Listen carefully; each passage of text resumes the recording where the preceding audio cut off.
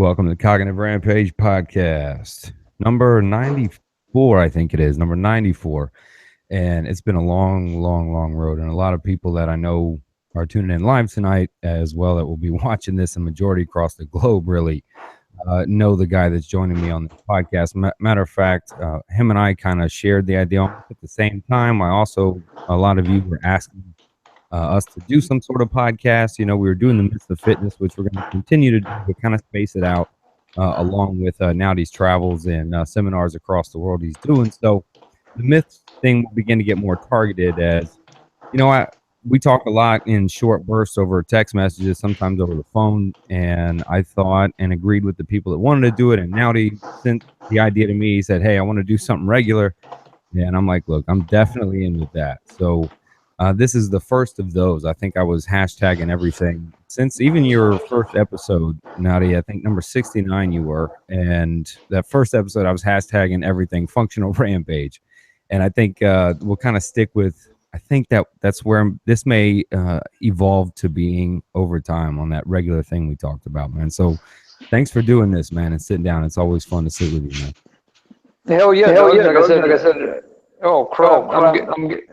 I'm getting some of that echo action, but I think it might be gone. It's gone now. I'm not hearing the echo anymore. Yeah, man. Like I said, there's a lot of things that end up popping up. As you can tell, as you know already, man. I'm I'm one of those guys that's kind of always mixed up in some kind of controversies to some degree or the other. And most of the time, the controversy is just oriented around people trying to make an excuse to excuse their own negligence, to kind of expose that thought pattern. I'm all about, man. So I figured, you know what, today would be one of those great opportunities to expose some of that negligence, especially after I've been seeing some of the bullshit that's been going on with that CrossFit community. Yeah, somebody posted, I can't remember on the Tribe of Change, but someone. Hello. Yeah, I hear you, man. You got me? Yeah, I got you. All right. Trying to see if I can find a better spot in case my phone's not connecting too well. Yeah, someone posted on the Tribe of Change, man, a school that was implementing, actually a whole district that was implementing CrossFit into, it was middle schools, I think high schools.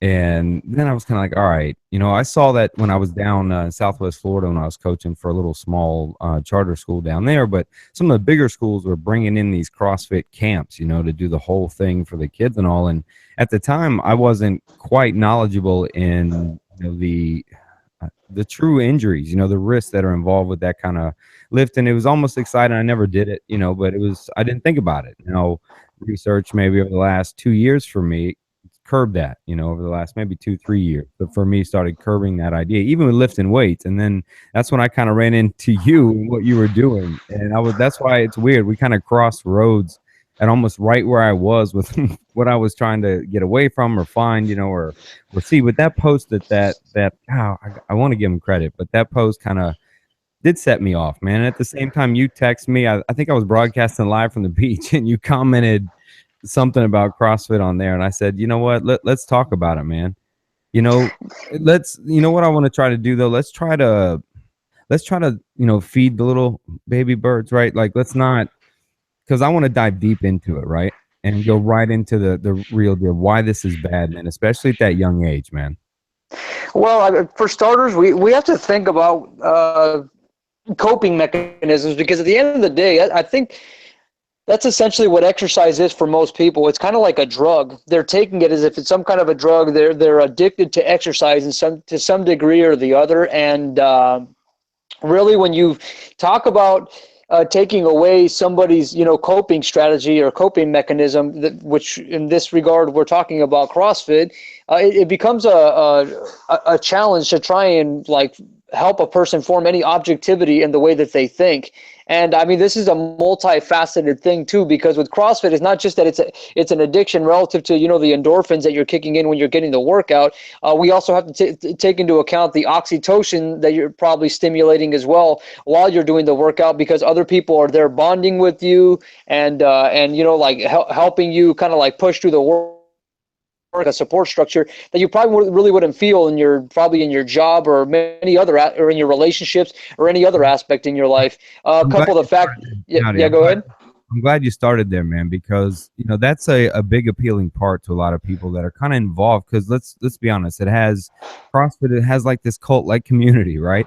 But they tend to be somewhat loving. It's I don't know. It's kind of like AA or NA, man. But they have this strong but compassionate. I've seen it help a lot of people. So I'm glad we can start there, right? Because people find that something to adapt to, and that community is pretty tight, right? That's kind of what you're pointing out. Well, I mean, you first you have to define what help really means when it comes to almost anything that you say. What does it really mean to help? When you say I think people really need to start objectifying the words that they use, as you've heard me mention before. When you start talking about something helping, to what degree is it helping? Okay. And so even if you know that people have, because people will say, well, you know what, CrossFit got me to drop some body fat and it got my ass off the couch. But I'm like, yeah, what's it going to do to you 10 years down the road when your fascia locks down and you're barely able to move? Was that help? Did Right. that help you 10 years from now? You see what I'm saying? That's really right. That's the point for me that you helped bring across as I was learning that research, just barely not wanting to believe it really.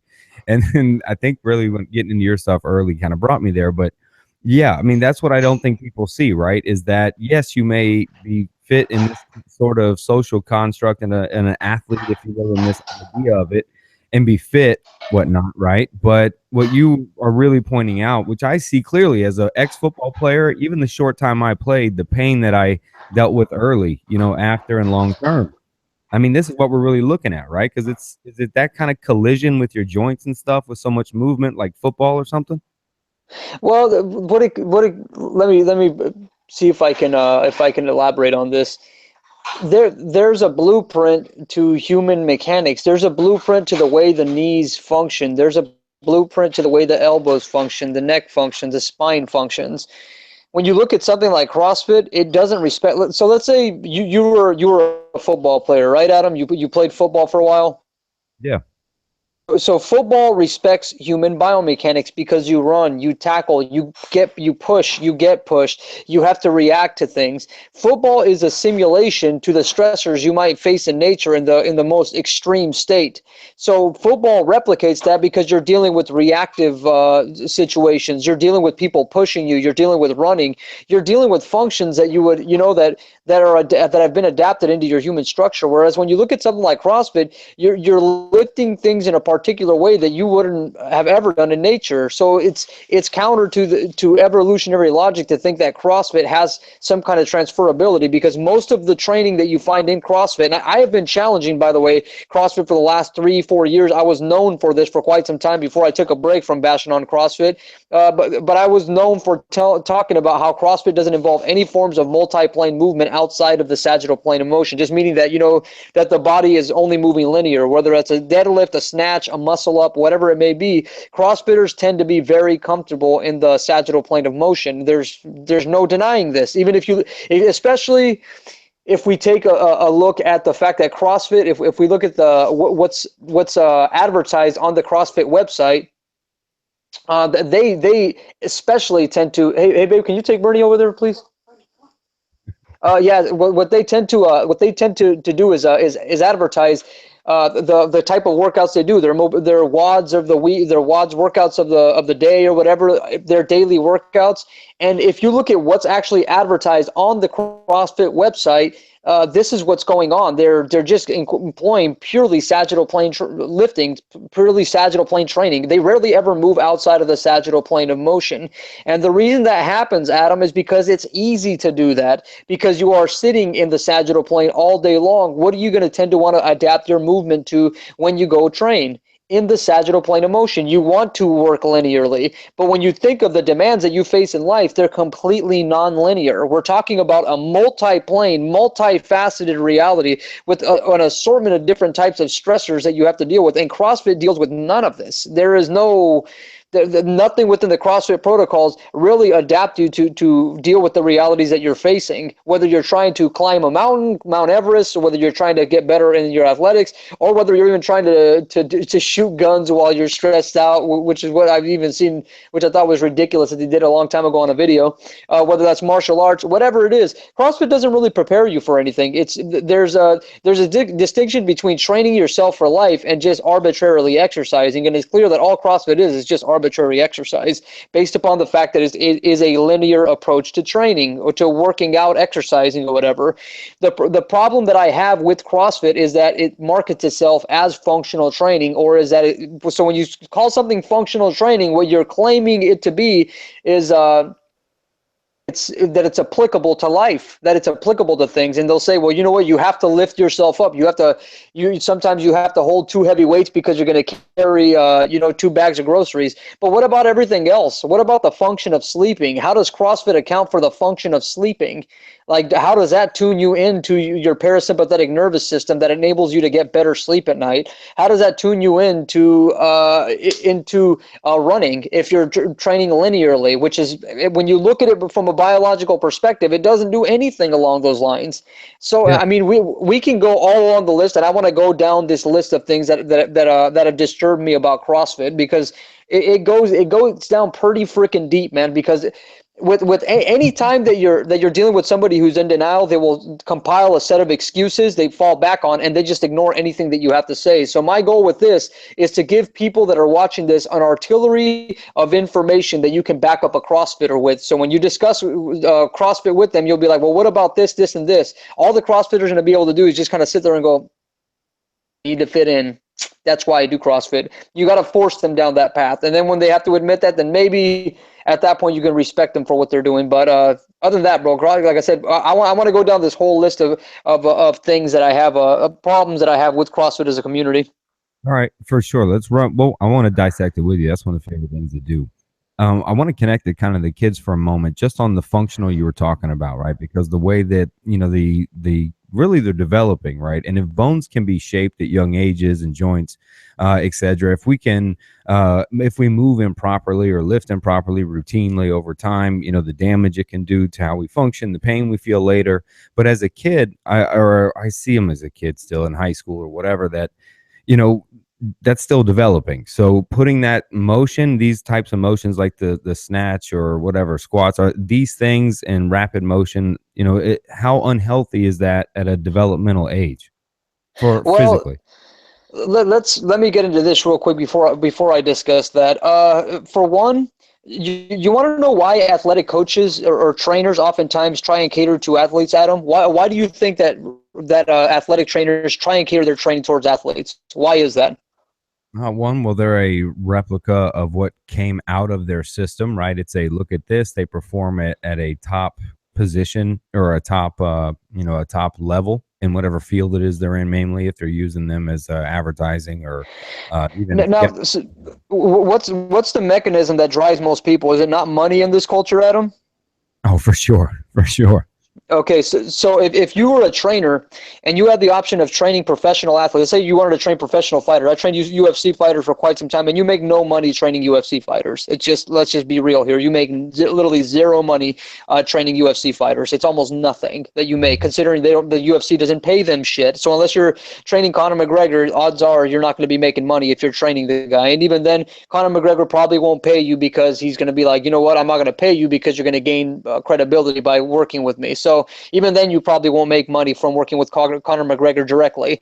So for one, a lot of the trainers they do it for the love, man. They do it for their the gyms, the brotherhood they build out of those camps. You're right, man. I did it because I wanted to test myself. Like I said, you aren't a real scientist. You aren't a real man in life unless you're willing to test yourself in some way, shape, or form. And for me, I looked at the MMA community as a way to test myself. But this is what it comes down to, Adam, is that you get trainers and they come in and they want to make money. And so they try working with average Joes, and they realize, you know what, every time I try and get an average Joe to do this type of lift, for one, they look like crap, but for two, they start complaining about pain. Their body starts hurting whenever they start performing these types of movements. They come by the next session. I don't know there was a period of time where I was back and forth with doing my seminars in Europe, and this was right at the very beginning. I didn't have anybody else to kind of like replace me when I was like, you know, when I would have my clients, I had nobody to replace me at that point because I was at the very beginnings of it. So what my clients would end up doing, because they still wanted to, like, you know, get training in and they wanted to fix their stuff, they would try and find themselves like trainers at different gyms, and literally on almost every single circumstance, when I would come back from my trip, they would be like, yeah, I work with this other guy, and I couldn't deal with the pain. I'd go to him and I'd tell him my lower back problem hurt, and then he'd be like, or then I had a lower back problem after I did a set of deadlifts and snatches, and I couldn't do it anymore. And then they would tell me, okay, well, let's see if we can work on something else, which maybe we could work on your lower body, your squats, do some squats, or we'll do some bench presses. They'd be like, yeah, then that would make my shoulders hurt, or my neck hurt, or my elbows hurt. It was just this constant the problem of dealing with pain. And since the trainers had no knowledge on how to address these older people in their 40s and 50s with pain, they at some point had to say, well, you know what, I have to refer you out because I can't work with you anymore. But before that would happen, I would actually step in and keep working with these people. So the main reason trainers typically rely on working with athletes is not just because of a passion thing. Most of the time it's because of some kind of money thing. They need to make a living. So they say, well, you know what, I can't make a living working with older people that are already kind of like fairly broken and are pretty fragile. So let me try and appeal to a younger demographic that's a little bit more resilient to the bullshit that I'm putting them through. So they say, well, you know what, let's start appealing to high school kid athletes, and we'll start working with them. And since their tissues are still more malleable, they'll be able to deal with the beatings that we're going to place down upon them. So when I look at what CrossFit is doing right now, is they're trying to appeal to the youth because they've already destroyed the elderly. They've already destroyed people that are in their 40s, 50s, and 60s. Those people can't do any more training because they're like, you know what, my body is in too much pain to be able to do that kind of crap. So I have to step away from it. So for one, what I wanted to focus on is that the reason CrossFit is appealing to the youth now is because they can't resolve issues in people that are in their 40s and 50s anymore. They're kind of starting to tap out on people that can withstand the beatings that they're putting on people. So of course, what's going to be the natural thing for them to do? Let's attack the youth. Let's try and go after the youth and then work with them. But the problem, like you were saying, is what is that going to do with their development over time? What are going to be the implications of these kids doing this as they grow older? Well, yes, their bones are forming. They're beyond that, Adam. This is a very important thing. Your brain, okay? Our body is here to protect our brain and help us make better decisions, right? If your body is under a constant state of stress in the way that CrossFit perpetuates stress patterns, consider that there are implications of that on your brain. That if you're not firing, or if you tend to not be very cortical in your thought process because you're always under a great deal of stress, your brain is eventually going to associate to the environment of stress. Therefore, you will never be able to form intelligent thought. And let's say if you're a cigarette company, an alcohol company, or if you're a bank trying to get somebody to buy into a useless loan that they don't need to get into, or if you are the American establishment and saying, you know what, we need more people to get married and have kids, it's going to be a very, very easy way to get these people to just buy into these notions, and without getting them to question what the hell's going on. So if you want to create mindless zombies at a very young age, all you have to do is just feed them alcohol for one, and then if you want to take it another step and to take it even further to make an even more dumb youthful population, all you have to do is just feed them CrossFit. Now you're employing all sorts of different strategies that shut off their prefrontal cortex. So now if their prefrontal cortex can't communicate to their limbic brain and their reptilian brain, now you're going to get people that are not able to make informed decisions that are going to extend over a period of 5 to 10 years. So essentially, you're going to have a bunch of mindless drones that are going to need 15-second Instagram clips to be entertained with anything, and they'll have no drive and no work ethic to want to do anything with their life. So the implications that I really see out of it, beyond the joints, beyond the joint dysfunctions, beyond the knee problems, beyond the hormonal dysfunctions they're going to deal with, their brains are going to get destroyed, and we're going to get very stupid adults as they get older. Oh man, you scare the shit out of me, man. That's fucked up, man. It really is. I've been looking at this for quite some time. What's funny is we're conducting a person that took a seminar with my brother in Mexico. She's conducting some scientific research as a physical therapist in Mexico with kids right now, employing functional patterns. All she's doing is just doing basic myofascial releases and standing neutral positions in terms of working their posture. And sure enough, the parents are hooting and hollering in this entire thing, saying that their kids' behavior has changed dramatically. These kids are all like in their early teens, and their behavior has changed. Help me connect that. Help me connect how the hormone, the cortex, the thought implications of this type of movement or workout. Connect that for me slower, man. What do you mean, like CrossFit? You mean, or do you mean like functional patterns relates to stress hormones? No, I mean, why doing the CrossFit part is detrimental or impacts the development of that young age on it. Okay, Adam. So let's say you have a zebra in nature. A lion's about to hunt it down. The zebra runs off, and it does biologically what it's meant to do, which is run away from the lion.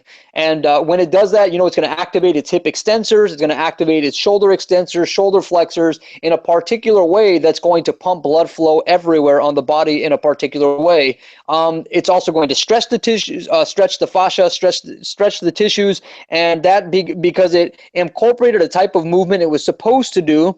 After it gets done going through that stressor, it's going to now come back to homeostasis. And the zebra is not going to be having anxiety disorders while it's out in the wilderness or out in the savannah. Now, when you take something like CrossFit or even modern culture through a stressor, how do they deal with that stressor? They sit still. When in nature, you would either scream, you would move, you would punch somebody, you'd throw crap at somebody, you would do something to vent your frustration through some kind of a movement. But you take that stressor in stagnation. You're not expressing the stressor through some kind of a movement, which is how organisms all evolve. When there's a stressor, your body reacts with some kind of a movement. When you look at modern culture, we're not reacting with a movement. Typically, we're still. Now, if I was to begin to extend this into CrossFit, the way I see it is this way, Adam. When you walk and you function throughout the day, that can either be a paradise. You can either be living in a paradise that's your body, or you can be living in a hell that is your body. And how you train your body is going to determine how your body functions outside of your workouts. Let's say if I do a functional patterns workout, let's say if I get done doing some contralateral reciprocations and I pinpoint my techniques on fucking point, and I incorporate new concepts that liberate fascial adhesions that no myofascial release could do. My tissues are becoming more malleable, but yet they're also becoming stronger. And I pinpoint everything that I need to. After I get done with that workout, I don't feel stressed out. If I feel stressed out, that may be an anxiety thing. I opened something up that probably didn't want to be open. I may feel anxiety, but most of the time, after I open something up on my body in a particular way, I feel a greater sense of tranquility and my anxiety drops. Now, how many people are willing to accept that they're suffering from anxiety? Very few, but most people are dealing with it. Just most people happen to be in denial about their anxiety, because if they're anxious, they're inferior, they're showing weakness, and now other people are not going to think that they're very cool. But most people are suffering from anxiety to some degree or the other. Most people suffer post-traumatic stress, right? Most people have post-traumatic stress disorder to some degree or the other, hormonally speaking. You could just call that trauma. Yeah, of course. We're just. Yeah, go ahead. No, I was just referencing that as trauma. You were talking about PTSD. At some level, most of us, yes, in life have experienced trauma on a very serious level, or even a certain level. It wouldn't matter, but yeah. But the thing is that it's ingrained into your nervous system. So it's not that we experience trauma. It's what is trauma? The ingrained pattern of stress, or is trauma the actual impulse of or the impulse coming from the environment?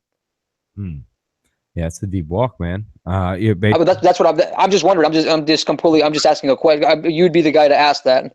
No, what I typically say is, look, trauma can be perception, right? Because I like to say no one's ghetto is worse than anybody else's. Ghetto's in the mind frame, right? So whatever my trauma was in my life that I've experienced to a level, it can't compare to anyone else's, right? Because we're living through a different lens of each other. So one's one's trauma may appear light to someone else, why that light trauma is actually really heavy to that person. So for me, that the trauma really can be subjective, but we can kind of generalize, I would say, on some level that, I mean, hell, being born, sometimes they've referenced as being able to link to being traumatic, you know, at birth, right? Being born. Yeah, well, what I'm referencing more when I say with just post-traumatic stress is that it's an associated stress response. That the stress response Yes. eventually becomes ingrained in you, and you're stressing about the same shit while Yeah. you are not, while the trauma is not there, while the stressor is not there. That's what I mean by post. Is that what trauma is, or is that is trauma the actual stressor itself? Actually, that's good. I'm helping connect it now, because the reason you're saying PTSD I get now is because you're talking about exposure to environments at repeated levels at high intensity. So if I'm greeting a workout with this high intensity rush through, then my body responds that way. Typically, then I'm going to react to people. I'm going to react to situations in that very aggressive manner too. Yeah, that behavior can turn into behavior patterns, you know, trauma-linked trauma behavior patterns. Yeah. Well, this is what I'm seeing it as, that since your muscles can create post-traumatic stress, that's how I see it. If you activate your neck muscles in a particular way that give you a stiff neck and then facilitate some kind of pain in your neck, odds are that's going to probably cause a depression at some point or the other, right? That's going to be a stressor. Now, if you do training modalities that are, and this is where it gets a little bit iffy, and then eventually I want to conduct research on this. I want to conduct scientific studies on this, because I think systems like CrossFit are a mental health crisis. It's not just a physical health crisis. I see it as a mental health crisis, in the sense that if you imbalance the structure of your body, if you create imbalance within the structure of your body, what you're eventually going to do is facilitate a mental dysfunction, because your hormones are off, because your hormones are off. That then affects your mental attitude, and then that leads to all an assortment of different problems. Whereas if you fire muscles correctly, yeah, go ahead. I'm slowing you down, baby. I'm walking through that brain a little at a time. You dropped a big piece right there.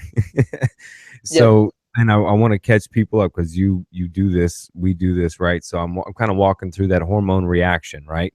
Walk through that one more time, and that beginning part. That's the part you were just talking about.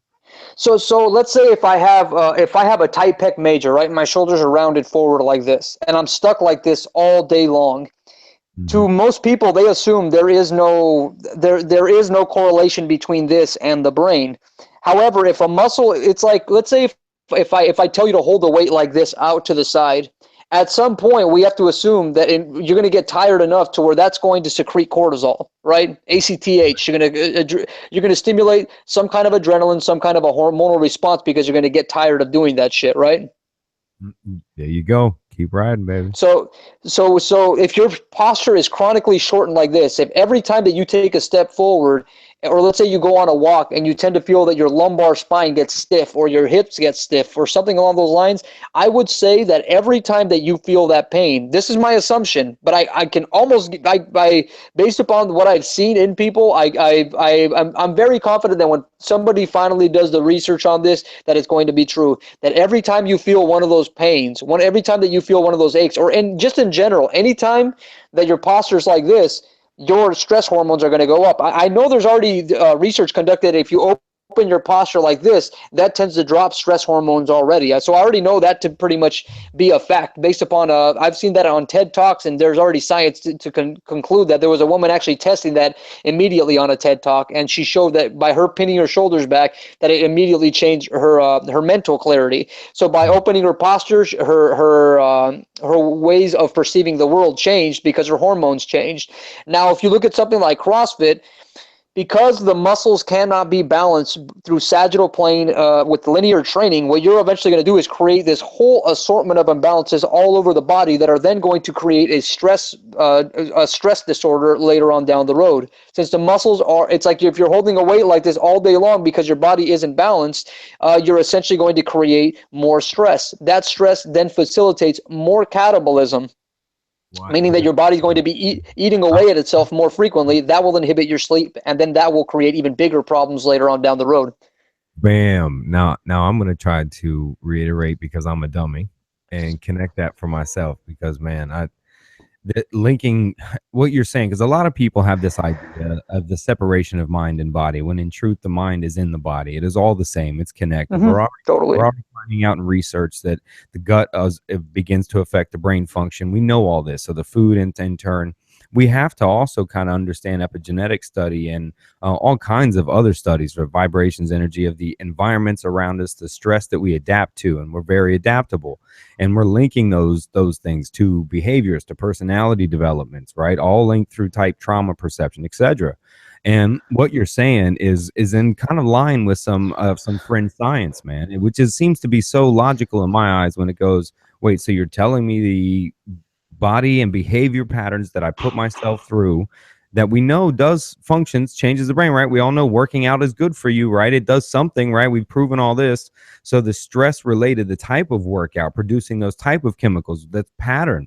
And if we get in those patterns, of course, I see it plain as day of why you can say it's a mental health issue, because getting used to it. But hey, look, it fits into America's society though, doesn't it? Rampage against everybody, roll over the world, just lift up, match everyone in competition. It's pitch big time competition, little mini competitions.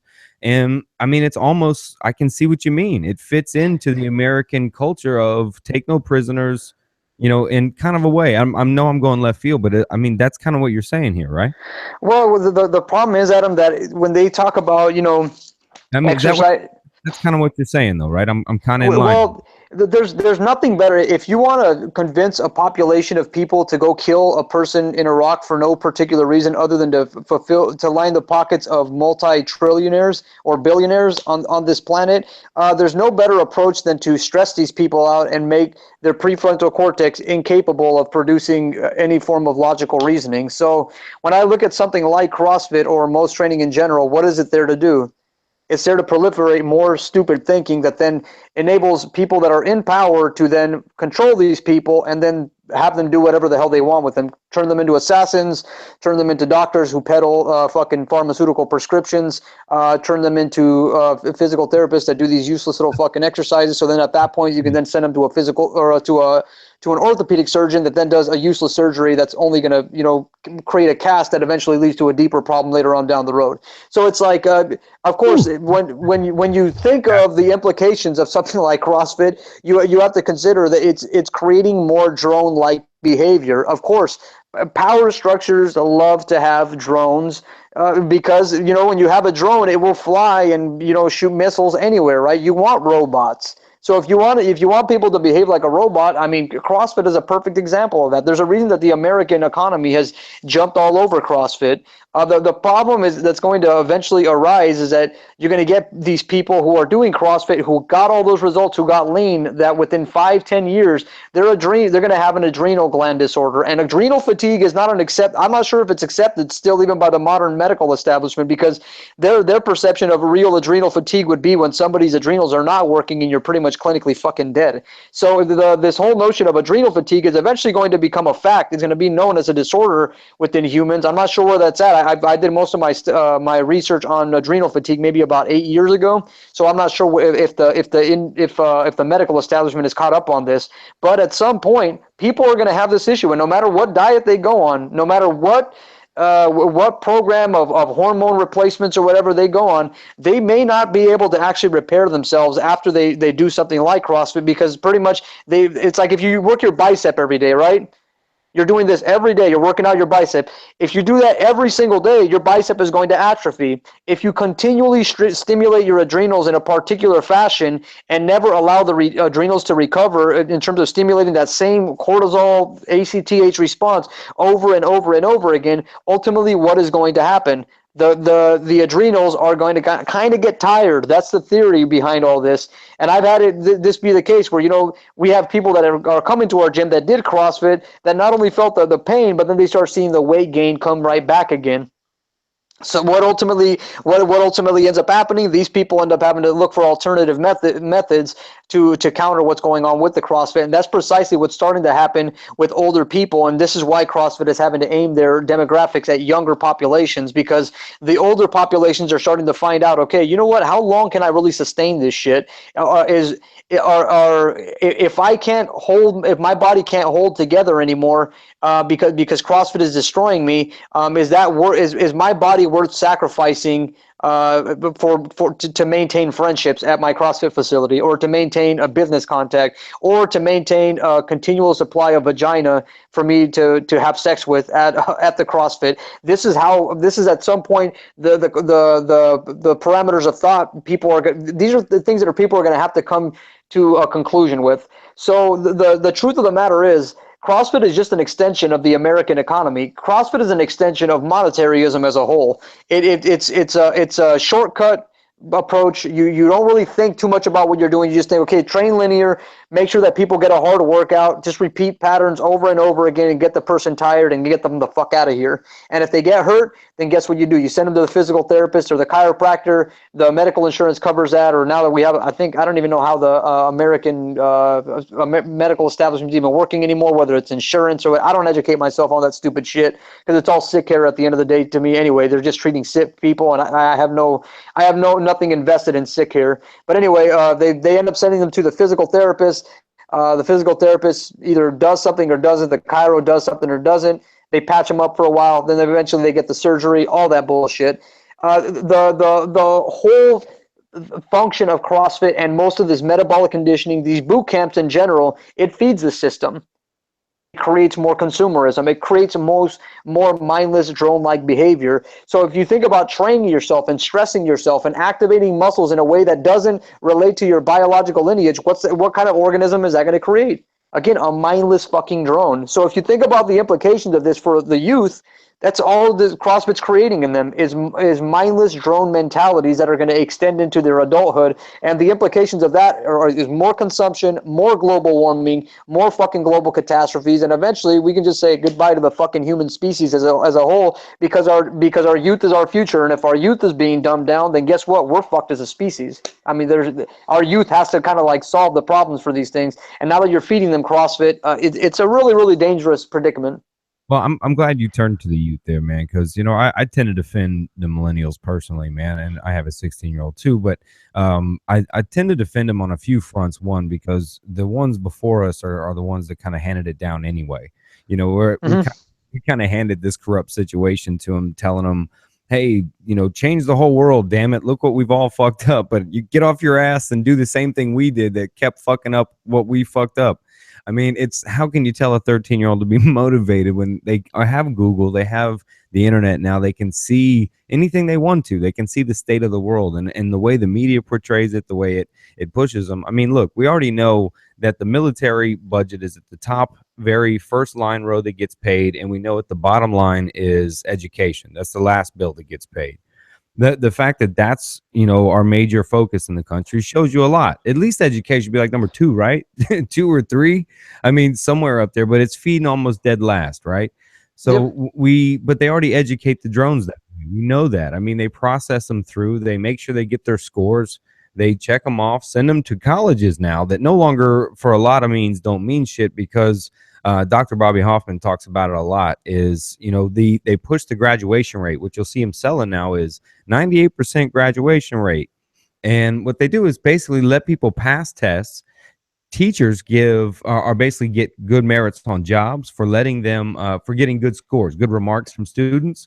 So the students write, yeah, great teacher, love her, as long as she's being nice. She's giving them answers to quiz questions, etc. She's bartering for good reviews, or he. And so the education, they just pass them through, right? They want the graduation rate. What happened first? Remember high school? It became, let's get the graduation rate high, right? It became push as many kids as we can fast through without focusing and changing, line them up, drone them out, send them out. I mean, and that's truly what our education system is now. And if that's not the truth, if anybody wants to take me to fucking whatever on that, I want you to find the most expensive private school you can find and see if they're teaching the same way. See if they're using the same implementation of class settings, technology, advanced subjects, progression. See if they're doing the same thing. Ask yourself, why would say a school you pay 60 grand a year for your child to go to, why don't they do anything like you do at a public school now? And you sparked off my little rant. Well, the problem is that nobody's going to argue with what you have to say, because what you're saying is completely fucking factual. Nobody argues things in those regards. You can't argue against it. Yo, hold up. I want to help connect it because it's a far stretch for a lot of people, man, to really connect and see. You know what I mean, dude, that stretch that you went to, that's far. I'm trying to slow them back into it. And I can see it, though, because when you implement, say, a health fit program, that's based really, and sure, it may make you stronger for the moment or something, but on not natural levels, it can injure you quite frequently and in due time for sure, guaranteed, in long-term injuries, right? Um, but it fits, right? It's an easy mold. It's pretty cheap, really. What do? Buy a couple play toys and tires and put it in a yard. So no more, no more cables, weight rooms, expensive people, right? And it appears fun. They play rock music and it's they race each other. I mean, it's like fucking field day from middle school and high school implemented with hardcore, go get them music and beat the person next to you, right? Absolutely. You still get to relive that competitive nature that you had when you were young, and you still get to kind of try and work towards being elite in amongst a group of people while you are. Which is another trippy concept, is how people think that humans are physically impressive, especially when you compare us to like cheetahs and deer and lions and whatnot. We're actually a very, very physically unimpressive organism, and you still see people that are so obsessed about their one rep maxes and their fucking the times and their goddamn wads. Hey, Naudi, speak for yourself, man. Speak for yourself. I wouldn't say that about this organism right here, man. About get the fuck out of here. Yeah, man. But pretty much what it comes down to for me is, even when it comes to this whole thing with the millennials and people bashing the millennials. Look, there's certain aspects to the millennials that I don't like, and there's certain aspects that I do like. One aspect that I tend to enjoy a whole hell of a lot is the fact that they don't want to just do arbitrary bullshit anymore, because I think they've become wise enough to understand, you know what, most of the jobs that I'm going to do are going to feed some crooked establishment that's only trying to line its fucking pockets, and it's destroying the planet. So I think most millennials understand this. The youth understand this fucking problem, which is why they don't want to work for that. So it's not that millennials are lazy. It's just a lot of times they're unmotivated by the fact that there's what's there to gain? What's the common gain for everybody when they do the work? You said something important. You said the key word. They're unmotivated. And the more I've been studying and writing this book on motivation, man, hacking motivation is not optimal for all. That is by providing them an optimal environment of learning, etc., expansion, health, even related, right? Food, etc., even sleep. By doing that, it's all. I'm getting distracted. It's all health related, but it's beneficial in the long run. Is kind of what I'm saying. Yeah, well, I mean, we also have to consider that at some point you're not going to have fun when you innovate something, or if you're going to create a new idea, or if you're going to improve something. There's painstaking work that's just monotonous and annoying. So like, let's say when I just had a level 1 seminar, fucking sold it out like crazy. I was surprised at how many people even showed up to this course. I want to know about that. I'm glad you brought that up, man. Go there. Yeah, so I go in there and I show them, okay, we're going to do some gait cycle analysis. And so everybody's just thinking, okay, just jump on the treadmill, we videotape you. And then from there, I'm having to think of like, no, we have to measure the speed at which a person's running. So I have to set up a camera on the front side, on the lateral side, posterior side, and then I also have to have a speedometer measuring how fast this person is running. And so just even through those little things that are there, it's just tedious. And so like what I have to remind my guys here in Seattle is that, guys, we need to make sure that we're constantly doing this mundane, tedious bullshit task of constantly having to do this, because we need to fucking quantify whether we are even benefiting these people. If they can't run faster and pain free, then at that point it's telling us that we didn't really do much. So we need to be able to quantify that to some degree or the other. So it's like when the problem with the millennials nowadays is that they want to have fun all the time, almost, because they've been programmed to think that everything is always fun, when sometimes things aren't fun. They're not fun. You get what I mean? They've been distracted hardcore, and a lot of the adults have bought the devices and things to keep them distracted. But a lot of times, the access of the weapon, I should say, of distraction is quite large, as well as secretive, keeping things secret. So I love how you did point out, though, is because they know deeper into it. I mean, they're looking at this optimal environment. That's why I want to go back to the motivation, is they're looking at a environment of the world, the globe, which is not optimal for motivation and performance. And then we look at the children and go, hey, even though the world potentially could be on the brink of World War III in some time, and lack of resources and all this other stuff that you've learned about that could or cannot be true, okay, for your own good. But you know what? I need you to fill out this crossword and make sure you turn it in next Monday and study for that FCAT, SICCAT, whatever stupid fucking, and then, but wait, but before you do, I need you to work all this hard so you can now go get $100,000 in debt, okay? But they know this, and then you tell them to do mindless stuff, and you wonder why they sit around going, well, this is the world you provided, and this is the information I know, okay? You know what I mean? My It's God, so why would anybody work in that if they understand that? I can't even imagine what that must be like actually being a millennial, having to think about that shit. Because you have to yeah. think that most of these kids have seen conspiracy theory documentaries, and they've understand that, conspiracies actually do exist, and that there is a ruling elite that is fucking things up. And I mean, these things are pretty much undeniable at this stage in the game. You even see this shit on Fox News now. You see this on Fox News. You see this on CNN. They're not even denying it anymore. Before they tried hiding it, but it became so commonly known that they're like, yeah, there are ruling elites. There are people that are very, very powerful, influencing everything, lobbying to fucking perpetuate wealth discrepancies. Right, that's what these guys are here to pretty much do: to increase the wealth gap and make rich richer, and then poor poorer. And so I can only imagine what that must feel like for a millennial having to deal with that kind of bullshit. What I find that's particularly frustrating out of all this is that there's a lot of these millennials that still tend to buy into this bullshit notion that they have to. This is what I'm starting to see with social media. Social media is really created a whole culture of fucking zombies, especially even within the youth. Like have you ever heard of a guy named Elliot Hulse? Probably in passing.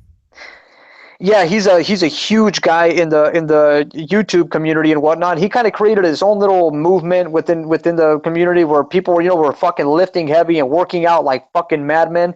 And it's like there was most of the youth that worked out gravitated towards this guy. There's so many of those shows. It's so noisy in that environment, in that space, just like podcasting, man. The world of fitness is it's just so saturated, full of, every hole that can be filled and twisted and turned. I mean, they create them every other week. You know what I mean? It's like I remember, like when I was going back to high school, right? I can only imagine what this is, and I'm going to tie this right back into CrossFit and lifting weights and working out, because all those things have become so huge. But when I was in high school, everything was about how many chicks you could bang, right?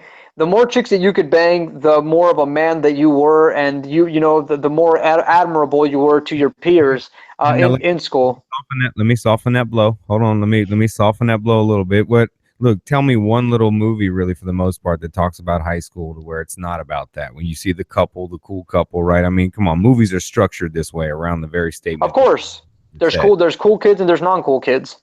Right. Yeah. I mean, it's been structured that way. It's why movies like The Breakfast Club are classics, right? I mean, that's legit. So I'm just kind of softening the blow, what you said, bringing the realization to people. You know what I mean? Yeah, I mean, you can look at Dazed and Confused. I mean, I could go down a whole slew of fucking movies that are out there. So it's like, I mean, if you want to take it down to the whole notion of how movies influence human behavior, that's undeniable. I mean, I don't want to take you that far. I just wanted to point that out in that statement and continue back with what you were saying, man, about that info. Okay, so what the hell was I talking about? I completely lost my. Oh, hold on. So people getting laid, right? When you're in high school, everybody understands this to be the case. Like anybody that's in high school would probably acknowledge that. Yeah, that guy's banging a lot of chicks. He's the man. The problem is that now you've mixed social media with getting laid. So now everything is based upon with the millennials. What are you doing right now to project that you are an alpha male so then you can get laid? And so it's not a matter of what are you working towards or what are you building up. Everything's about what can you project right now. And so essentially what social media has done to the millennials is it's turned them into an exaggerated form of glamour whores than more so than what it was before. It's almost, yeah, go ahead. That's a good statement, man. I couldn't help it, but I was at the beach the other day chilling, and I think it was about, I don't know, somewhere around 190 something, I don't know, selfies or Snapchats or something.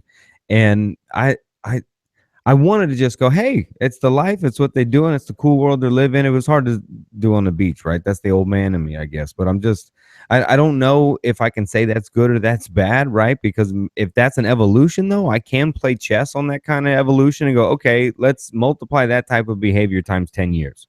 What do we have over, I don't know, 40, 50-year generation gaps, right? What do we have then? So yeah, so that's why it kind of trips me out too when I see that kind of. Well, what it comes down to this, Adam, is at some point that the fact, and I'm guilty of this as well, because anytime I would go somewhere, I'm thinking, okay, for my business and for status and whatever, I need to take a picture or take a video right now to go in this place and do whatever the hell it may be, because this is how you build your business. The Right. problem is that with social, and I've had this with many friends who were going to be musicians, that were going to do all this stuff, that were younger than myself. They would always get caught up in this thing where it's like they would try and use social media to glamorize themselves, to boost themselves up, make up that they were in Las Vegas when they were really, hanging out at some burrito shop in San Diego, and they weren't doing shit. And so they would try and try and boost themselves up. And I'm finding that so much of the youth today is oriented around petty bullshit like that. I can only speculate what that is, because I'm not involved with the youth. All I'm doing is projecting my own Well, lack of testing in the subject. But I can only imagine what this actually does to a kid's behavior, and what, if we think about what that's going to mean over a 10-20 year period. Innovations are not made with that kind of mentality based upon being an innovator. I mean, I'm not saying this arrogantly or whatever, or pompously. I'm saying this factually. I innovate a lot of shit. A lot of the people around me innovate a lot of shit, and most of that innovation has nothing to do with sharing things on fucking social media. It comes down to setting your roots down to the fucking ground, putting away the goddamn cell phone, and getting to work inside the fucking gym, and not having any other distractions. And when you look at the youth today, they're not off their fucking cell phones. You see them on those segways, those two-wheeled segways or whatever, everywhere. Saw a kid yesterday that was rolling around in Seattle, and he was on his fucking Segway on his cell phone, both at the same time. He wasn't even walking, and he wasn't even like looking around at where he was really going. He was on the cell phone the entire fucking time. So I can't imagine that innovation is going to be very prominent in this fucking youth. I mean, maybe innovations in cell phones and shit like that might be it, but I don't know how far that's going to extend into renewable energies and fucking weaning us off of fossil fuels. I don't understand how this is going to get us out of the predicament that we're in. Hopefully there's some other guys seeing this shit that are young, that are going to be able to like overcome this kind of crap. Well, I'll take two stabs at it. When you give them nothing else really to focus on, because they try to avoid the idea the world is possibly ending if you watch Fox News long enough, in a row, which many Yep. households have streaming, which basically most dental office, wherever, right? These things are streaming with tickers, could be potential war, somebody rushes, assassination, 10 people die. I mean, this is kind of pushed at them. So maybe the youth goes, I can't be involved with that, so I have to watch this stupid little show, play this little game, because look, it keeps them preoccupied from maybe the things they know, or what we're handing them, they're walking into. You know what I mean? Yeah, I mean that, I think those mechanisms have existed even through our childhood. It's when you would watch TV, what the fuck was it? This fucking kid got molested in this neighborhood. Stay the fuck away from there. It was a black guy. He was about 6'2", and every one of the guys was black or Hispanic, one or the other. And so that's what it was since childhood. So it's like, I think we've all had our escapes in almost every civilization. My concern just relates to the fact that your attention span and your willingness to constantly share everything on social media and always just check out what's going on social media completely inhibits your ability to. But I guess, you know what, it's the same thing. When I really think about it, there's got to be kids in school that look at social media and say, this is fucking stupid. And you know what? I don't want to play it. Just like I looked at high school and I said, you know what? Look at that kid trying to fit in. Yeah, that's kind of pathetic. I wonder why he wants to fucking do that. I'm sure there's got to be the same thing, man. So I think at the end of the day, what we really have to think about, Adam, is how many people really contribute to the betterment of humanity.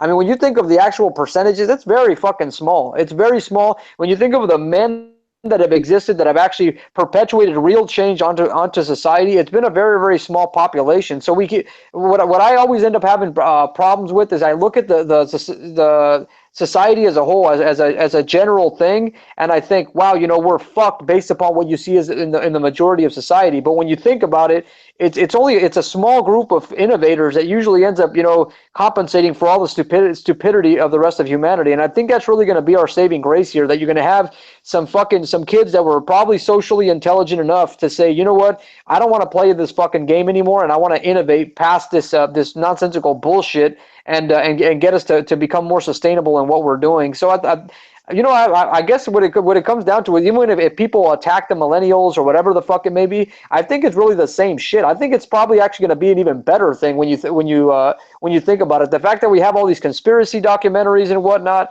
Of course, there's going to be idiot kids that are going to fucking. When I say idiot kids, it's not their fault. They're being funneled through a very, very fucked up system, and it's perpetuating really bad behaviors. But really, when I think about it, and I'm just kind of thinking out loud right here, I think these millennials, being as rebellious as they are and as what we call lazy as what they are, I think it's probably a good thing. I think it's, even if it fucks up the economy and it ruins things, I think if anything, we kind of need to fucking slow down the economy a little bit, so that way we don't fucking destroy this planet regardless. Yeah, So you know what I learned about millennials, dude? Check this out. It was kind of cool. I was marinating on taking I still probably gonna do it in March, but going on the road for like a month or two, man, I gotta finish some of the film too. But I went shopping for, they're called like class B type RV things, right? There's class B, class C's are usually bigger. Well, I got into this whole world of like smaller vans and all this stuff. Well, now you can buy like a big ass class C for the same price or way less than a little class B. So these young millennials have been buying up these little class B RV type things, these little vans, these Volkswagens, and just turn them out for living. And so they live in them and just kind of travel and do social media things for a living, whether it's selling things, documenting, blogging, stuff like that. And look, I tell anybody across at least the United States, go try to shop for like these class B smaller versions that are kind of tricked out a little bit. Man, these things are like triple, quadruple price what they used to be. You see them kind of detaching from some of those materialistic ideas, everything but the phone in some cases. A lot of the drastic things were emphasized, with popular music and shit, but like you said, that was in our era too, right? They had yeah, exactly. You have the hippies who did all with their fucking Volkswagen vans and all that. The problem is, Adam, this is my issue with society, man. I think everybody kind of goes down this funnel where it's like, you know what? You see how fucked up the world is. At some point, you say, you know what? I want to fight to make this fucking world better. And then you begin to realize the gravity of the situation and how people don't want to change, and they're completely dependent on the structure of the way it is. And at some point, they give up. They say, well, you know what? I can't do it, so fuck it. I'm going to get married and I'm going to have fucking kids, and then my kids are going to be the ones that solve this fucking problem. I think at some point in time, all these kids that are traveling around doing all this hippie shit, I think it's good to do all that stuff, but at some point we as a civilization have to think about, okay, how are we going to proliferate technology to get us out of this fucking condition of needing to exchange time for money to fulfill the agenda of very, very wealthy people? At some point we have to think about that. And again, traveling and doing all that kind of sticks it to the man a little bit, but if we really think about the way that we're going to stick it to the man, we need to start innovating things in a way that make this system irrelevant, that make this system obsolete. I myself am doing the best that I can to try and make this system obsolete by innovating techniques that kind of make a lot of medical conditions and fucking most conditions in general, whether it's fucking pain, psychological conditions, whatever it may be. FB, the goal of it was to try and eliminate a lot of these fucking problems in society.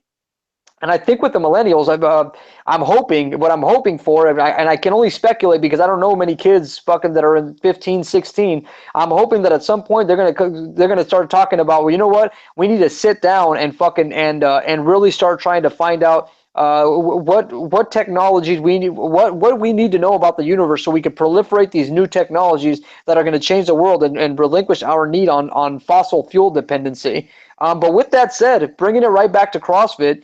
Where the fuck does CrossFit fit into any of this shit? You're gonna like Where does CrossFit even come into the equation here? I guarantee you, most kids who are doing fucking CrossFit, who are actually buying into this kind of crap, or adults who are fitting into this, the last concern they would ever fucking have is environmental sustainability. And I guess that kind of brings this whole conversation full circle. I can't believe that CrossFit is starting to get in with the youth now. I mean, How the fuck. fuck did you do that, man? That is a hell of a turn you just made, man. You were just like riding out and just busted a 180 and drifted across the curb just a tad and just Because that's brought what it. we were talking about was CrossFit at the initial stage of this podcast, and now when you begin to think about it, it's like, my God, it's like when you think about, sometimes, guys, there's times where I want to withdraw from society, and I am going to. Of course, I'm not going to completely withdraw because I'm still going to have my institutions open to help people and whatnot. But with that said, like, it's very, very disturbing to think that our youth is getting that kind of education in modern society, in the modern world. This is Yeah, the kind of education that they're getting, physical education. It's kind of ridiculous. I mean, I guess we'll have to save another post for CrossFit to get even deeper into this, because we wound up going into what's actually more important, which is discussing the human condition. And really, well, I guess what probably brought us into this parameter of dialogue is the fact that CrossFit perpetuates this non-thinking, validation, horitis. And I think there within time, if somebody decides to conduct research on this, that we're going to find that CrossFit, not only may influence this, but it may be one of the foundational things that brings about these nonsensical behaviors, that really ingrains it into the physiology of people. And I think if anything anybody's going to grab from this podcast, is that CrossFit is the ultimate expense of CrossFit is not your knee joints, is not your lower back or your shoulders or your labrums or whatever the fuck it may be. I think the ultimate consequence of following something like CrossFit is your mental sanity. At some point, you have to consider that your mental sanity is your hormonal balance. If you have a dysbiosis in your gut because CrossFit is facilitating a stress response, you have to ask what the implications of that are on your psychology. From what I've seen, I've rarely ever met any people that are really, really balanced humans, that are really self-aware, that have done CrossFit. And I think it's kind of it. I don't even know what the hell else to really talk about now. After we just kind of went on this whole mind thing of what's going on with the millennials. dude, I that don't that know. I'm kind of that's my job, bro. That's what I do. So, I mean, okay. look, you dove into a few aspects about the money infection, man. You know, we talk a lot about. For me, I think I left the CrossFit behind because I just saw it really as another needle, another a piece of haystack. Really, is what I just saw it as. So we were pointing out an obvious, look, another point, right? So I think that's why it was easy to kind of Yep. link to everything. But that money influence. I'm going to make a political curve here, man. Is the attachment that money has to the development of politics, of what succeeds, of what's pushed down. You can just look at the menu that they're pushing down from the United States, from the government. What they approve as food and what they approve as vegetable groups, etc. I mean, just the food that they're feeding them for most part, right? I mean, nothing that way, and anything really is curbed to real education of nutrition. So to expect anything else other than physical education to then eventually match the nutrition education that we're giving them, along with the clone creation, over expensive, under invested in education system. I mean, that's what I love when you brought up the technology part, right? Was I hope this generation learns to use the technology to do other things, right? To reinvent the wheel, essentially, get off of the whole idea of oil dependence, right? Of conquer the next person next to you, right? You got to beat that person in order to be successful, right? You got to outbid the other man, out obtain the other man, out acquire the other man or woman. Don't leave you out, So, uh, when politics It's enforces this, when money is the power behind everything from politics to education to even technology progression and even treatment, shit, they hold back psychedelics, etc. I mean, how do you fight at the money? I kind of want to. How do we? I mean, does it really mean revolt, or is it a slow transition by policy change? what's crazy about all this, man, is like I've had so many arguments and rebuttals with people. And what it always comes back to is money. Every fucking time it comes back to money, where it's like, okay, they're saying, well, this scientific study concludes this. Who funded that shit? The question I always ask myself is, when has a company or when has any pharmaceutical company ever tried to conduct scientific research to intentionally find problems in its product? Oh, no Like way. I would like to see if there is information like that. I don't think there is, but whenever I ask people this type of information, I never get a response because they don't even fucking know either. But aren't these the kinds of questions we should be asking? Aren't these kinds of questions Harvard graduates and fucking Yale graduates and people who've graduated from all the Ivy League schools should be asking? Why aren't if these guys are the elites of our culture, why is it that I'm asking these questions and they completely avoid them? Because it always comes back to this kind of shit. So when I think about something like CrossFit, and keep in mind, Adam, you want to talk about a frustration that I have to deal with, man. Like I told you before, fitness people are not the brightest people on the fucking chandelier. Let's just be honest here. These are fucking athletic rejects, people who didn't fucking make it in the athletic world.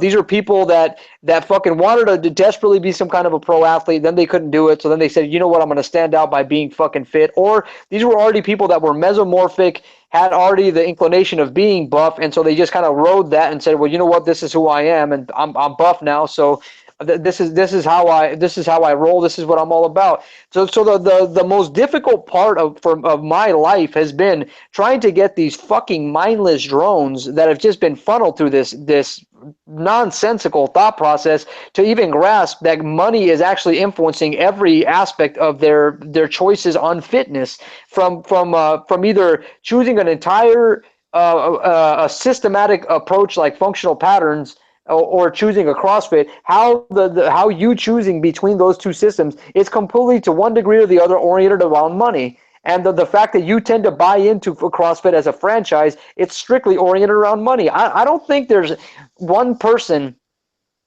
who would look at functional patterns as a system and look at it intelligently, and then look at CrossFit as a system. I don't think any person would say, well, you know what, if I could choose what the better product is going to be, I don't think a single person would say, oh, CrossFit's the better product. I think what they see is that, okay, it cost me about $1,000 to do a weekend certification. And okay, so it's about $1,000, and then it cost me about $3,000 a year to pay for the franchise fee or whatever. So I'm looking at about $3,000 a year investment for a CrossFit facility, and then because everybody knows CrossFit, they're going to try and find a location near them, and then I'm going to make a living selling CrossFit. I think that's the way everybody in our fucking culture thinks. But when you bring that up to a fitness person, it's like they go blank. It's fucking crazy. It's great branding. I mean, anything that brands well and you push it the right way sells, right? So, I mean, I'm going all the way back to, we're fighting a huge system that is currently fed with dollars unseen and unheard of. And we ask a younger generation, or us, right? You fight it on a physical fitness level. I kind of fight it from like even a drug education level. I mean, the courses they offer to so-called drug educate in our schools is ridiculous. It's not drug education. I mean, it's terrible. And I mean, we don't offer anything of real value, it seems, right? Even sports. Look, you could argue that it may be cute with your son running around with the helmet on, running into the other kid with the helmet on. But that physically, we're learning, due to Dr. Anna Patrick's tons of trauma studies, this could be doing damage over time. So we could even look at sports itself, as well as the poor drone-like education system of pass, test, pass, fail, of just linking. It fits perfect, but it's all detrimental. But Adam, now, okay, because I've dealt with this on literally thousands of occasions. What happens when you get a person that says, well, what am I going to do with my time then if I can't play sports? What if I love to play sports? What if this is just what I love to do? What would be these are the responses that I get. So what I'm just curious, like what would your response be to something like that? What if I just love doing CrossFit, or I love doing sports? Because that's typically the most logical conclusion that I get from these people. It's fucking fascinating. It's fascinating to watch. It blows me away that people say, well, I just love destroying myself. I love fucking killing myself. So what else am I going to do with my time other than kill myself? Well, a lot of us do it, man. I did it. I played ball for a little while, but there's fighters. I mean, people that really, they take the damage, man. I mean, they take the body damage. I mean, look at the average age of a football player, older NFL football player, 55, 56, something like that. I mean, a lot of those guys, they have problems walking, they have problems, communicating, memory issues early in life. I mean, long-term athletic play leads into a lot of issues, man. Look, I'm writing a book right now called The Killing Fields: Athletes' Depression. This is the first time I really announced this book, but this Oh, this is the book in my back pocket. It's not going to make people happy, but I'm trying to prove an actual mental health diagnosis of what I want to call athlete's depression that is currently identified as identity dissociative disorder. But it is not. I'm set out to prove it does not have the same etiology. And when you grow little gladiators like that in an environment like that, then you do the damage. See, all the attention got brought to the traumatic head injuries, concussions, etc. But I'm willing to bet. Here's my foreseen here when I'm done with this book here. Is what I'm saying is long term, being raised to be a gladiator, you begin to value yourself based on your performance. If you perform well, you then have value, right? We do it with report cards. Sports only more influences that. You get huge reward for good performance. You get terrible punishment for it. It raises a gladiator stance. Now, when you remove this is so fucking gangster, Adam. Oh, that is just okay. Keep talking. when you remove that label from that person, and I'm one, I went through this. When you remove the label of you are this person, you are the football player, but I've put them in areas to where on Friday nights I had to be at war, and Monday through Thursday I'm at practice at war, and I'm driven through this gladiator mentality is what I call it from a small age, right? And I push this same idea in sports the whole way. Now, my value as an individual is solely based heavily, not only environmentally, cognitively, behaviorally, philosophically, even through my life and the childhood how you're raised, is the value of you as a person is thus determined in that title, that label of you that is only measured by your performance. So, over a time, doesn't matter. Here's my prediction. I don't care if you played just in high school and stopped, if you played 10 years in the NFL and stopped. What I'm betting to say is 50 to 60, maybe even 70% of those people that were raised that way from gladiator all the way through to athletic are 60 to 70% more likely to be affected by serious, that's the key word, serious or severe mental health issues like addiction, depression, eventually misdiagnosed, by the way, by bipolar and ADHD later, because these gladiators lose the title of who they are. They don't know what to do. They still seek out behavior that matches what their body and brains were used to. Performance on Friday nights, Wednesdays in the gym, right? Saturdays on the college football field. It matches it. So then they chase fighting after that typically. If not, you see huge chances and huge ideas of suicide, depression, alcohol overuse, addiction on multiple levels, domestic violence. You see this on a huge scale. Now, what happens when you take the gladiator away from the gladiator and you've raised this to be from a 2-year-old, 3-year-old, 6-year-old, right? When you remove that, what I'm saying, because of that etiology and development, mental health wise, when they lose it, eventually they're too old anyway, you get injured, it always goes away. That the environment that it's been through raised that way. I know it's pointed out to shown a lot of love, that it's shown you structure. It showed me this. It taught me lessons. Yes, you can always find great things in research and perform. Yes, just like you're saying CrossFit, you can find good things in it. Yes. But is the long-term value of chasing this, be an athlete star, being a performer, worth the head injury, worth the depression risk, and at the end of the career, at some point, having a 60 to 70% likelihood of facing depression, bipolar diagnosis eventually, and most likely a battle with addiction frequently and anger? My God, you need to write that fucking book immediately, bro. Because, dude, that would Yo, like. watch this. Look. Right there, baby. It starts in the notebook and starts writing. That's it right there. I can't see you, bro. This whole time I haven't been able to see you on the camera, bro. Oh, man. Maybe you can pull it up. But see, that's the killing fields right there, baby. It's already getting started. Damn it, I can't see. Okay. But, bro, man. So hold on. So hold on, Adam, because I have a question for you then. Then what does this mean for athletics as a whole? Like how do you like I'm going to get fucking murdered, probably. Of course, that's what I'm saying, because the implications of what you're saying here is that you're lucky you got me in your corner, bro, because I'm going to fucking fully back you on this shit, and the fucking functional patterns is growing. But my God, bro, what you're saying is fucking completely counter to literally American. This is worldwide culture, whether it's fucking American football or fucking, European soccer or Brazilian soccer, whatever the fuck, football. So it's like this. evidence. I'm gonna throw you a little evidence, right? Because what we have seen, man, is a rise. Oh, God damn it, Adam. This is good. Yeah, what we've seen is a rise, a huge rise in teenagers dealing with high stress and a high anxiety, panic attacks, even develop into agoraphobia type things, right? And they have these panic attacks due to stress, right? They have anxiety to make grades, etc. Well, mix that again with performance on Friday night, reward and punishment at the end of the game, right? Will the group that I belong to still like me after performance, right? We have all these added pressures, man, and it's a get down and dirty, push yourself, right?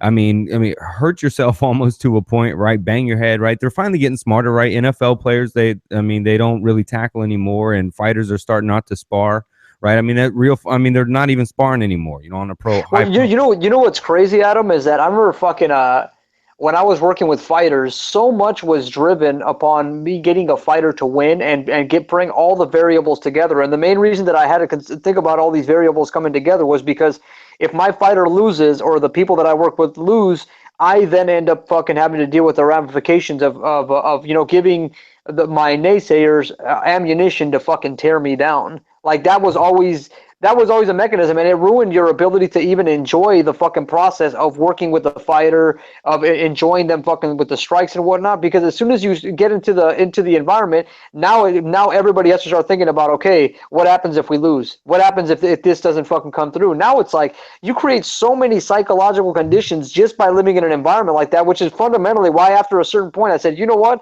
I don't know how much longer I want to deal with this fighting bullshit anymore. It's fucking crazy to think. Think about this shit right here, Adam, that you are going to consider, right? You're going to consider your mode of being for a period of about 1 or 2 months after a fight, based upon how you react impulsively in the most random situation that you could fucking have in a fight. So you're gonna judge how you feel about yourself based upon an impulsive decision rather than a long thought out decision. How fucking crazy is that? Dude, what you're saying is true. Look, we look at just our culture anyway in the United States, it's so performance based, right? That when a parent looks at a kid and they hand them their report card and they go, "You're better than this." This is a problem already because at the child's development brain, what they regulate is, I am my performance. And so if I am better than this report card here, this letter, then in order to have better value, I have to have better performance. And so when coaches attack performance, what they're truly doing is attacking the direct identity of that kid at that development stage. So when you impact that over a lifetime, man, when you lose that at any level, at the end of high school, at the end of college, when you lose that, you begin to find this looseness because what does someone say? Hi, yeah, I play football. I am an athlete. I'm a basketball player. I'm a CrossFitter. A vegan will tell you that within 30 seconds, right? I mean, Yep. we introduce ourselves based, I talked about the other day on the beach. So that identity, man, this is why right now in psychology, they link it to the diagnosis of identity dissociative disorder. But here, check this etiology out, man. This is where it gets dangerous, man. Because when someone then performs, is based on performance over time. They don't think they have value unless they perform. So then they hit the real world, right? It's difficult. Bills come in. I have no performance, right? What happens is we start to feel depressed naturally, right? Over time. But because we're an athlete, we have cycles that speed us up to where we get good ideas. We may get a new job. We go right into it and we push through, but then we fail, right? We lose because our response, either we're bored, we hate what we do. It's not sparking those hormones that we used to spike on Friday night, right? We just feel like a regular person now, not the big cheerleader out front, right? The basketball dunker guy, right? We're not this person anymore. So when that title then drifts away, this is where it gets dangerous, dude. They're still able to perform, right? So it looks like depression. They try addiction, right? They go in this world, violence happens, they try fighting. But over time, it starts to look like this in a diagnosis. Well, what does someone diagnose a seriously mental health issue that goes up and down? They diagnose it as bipolar, right? But really over time, because of the early Yeah, but hear me out. okay. Because the early intensive environment, it begins to look like early onset of ADHD. That's why a lot of athletes think they have ADHD. It's because they're the type of environment they're used to. It's hypervigilance to a point, right? So when that goes away, they seek the hypervigilance over time. They can't succeed. Everything becomes boredom. They seek things that leads them to trouble, violence, anger, bad decisions, right? It leads to prison a lot of times, right? Ex-athletes in jail big time. They go broke. They go on binging sprees, right? They screw up. John Jones, like we all. Yeah, of course.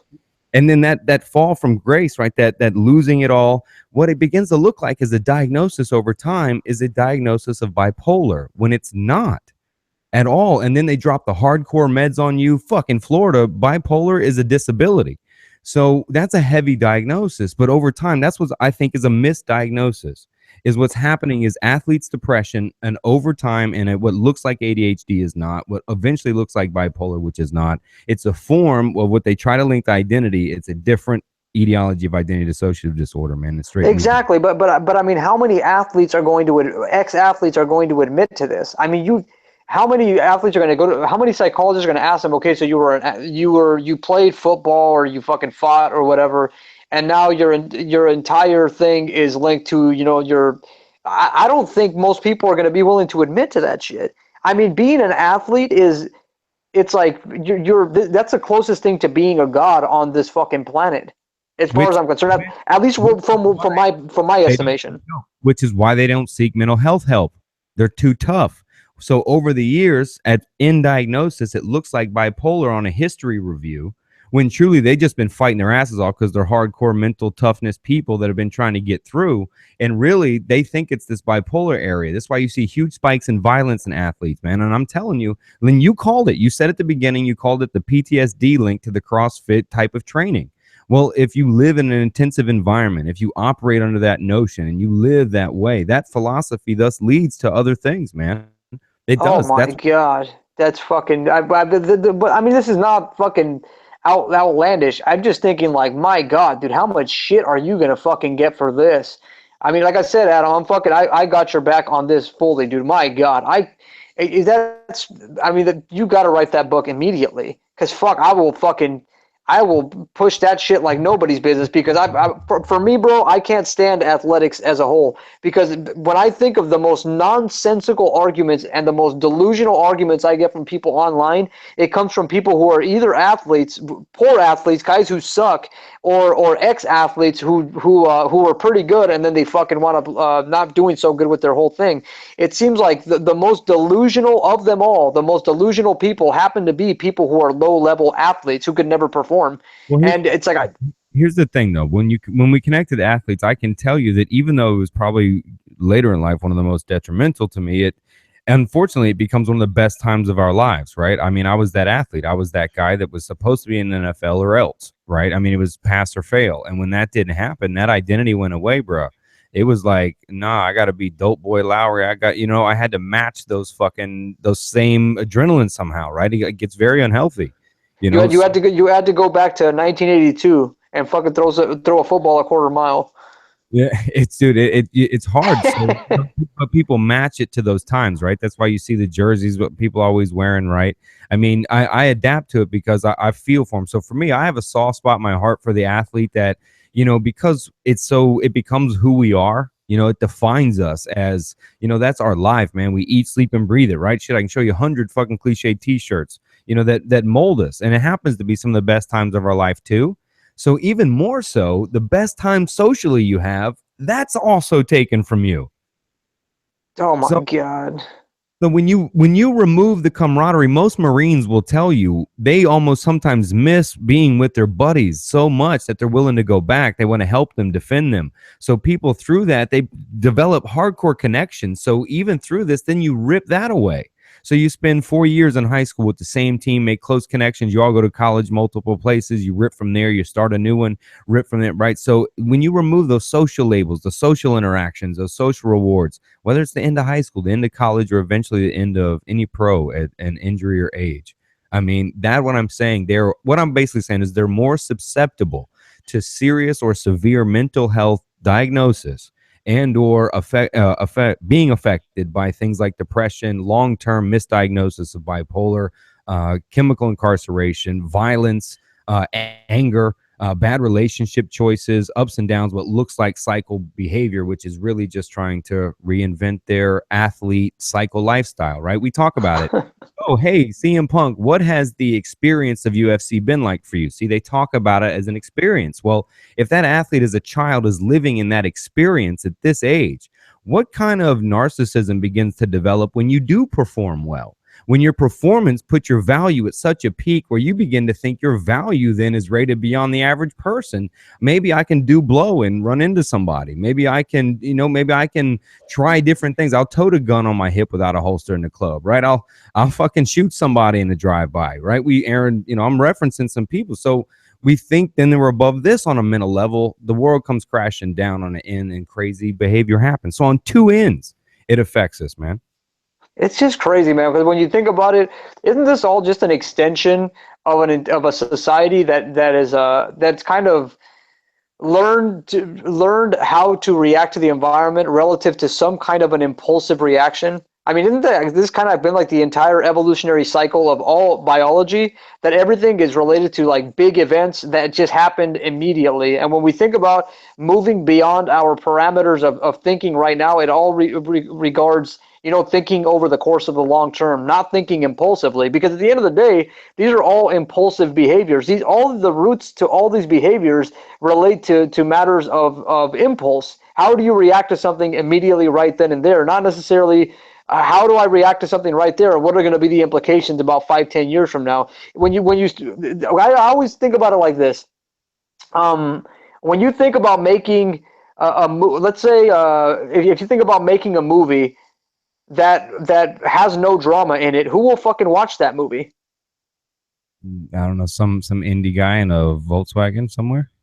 Maybe if that's the fucking case, but we're so drawn towards drama. We're so drawn towards fucking glory and all this shit. I think the concern that people have is that life is going to become very bland if we start looking at everything from that perception, where we're saying, okay, let's think about everything in terms of 5 to 10 years from now. We're 20, 30 years from now. Are you going to be completely fucking delusional in 20, 30 years? Are you going to hit what they call a midlife crisis in that time? At some point, I think I wonder if people are going to be resistant to this just because they think that life is going to be so boring without this fucking glory and all this fucking drama that exists. Remember the old? I was a back in the day DJ, right, in these old raves. But remember the remix? Bill Hicks' stand-up was in it, where he's like, he does something like, "Here's American Gladiators, America, go back to sleep." He does this joke about here's something else. He goes, "Here's American Gladiators. Watch this." Right? He just gives them this. It's like, here's your shit. Here's your Facebook, if you will. Here's your that. I think they may have fucked up, though, going, here's your Facebook. Here's your connection. Because I think the people are starting to find a way, like we do at the Rampage, like you do with videos, so many others out there.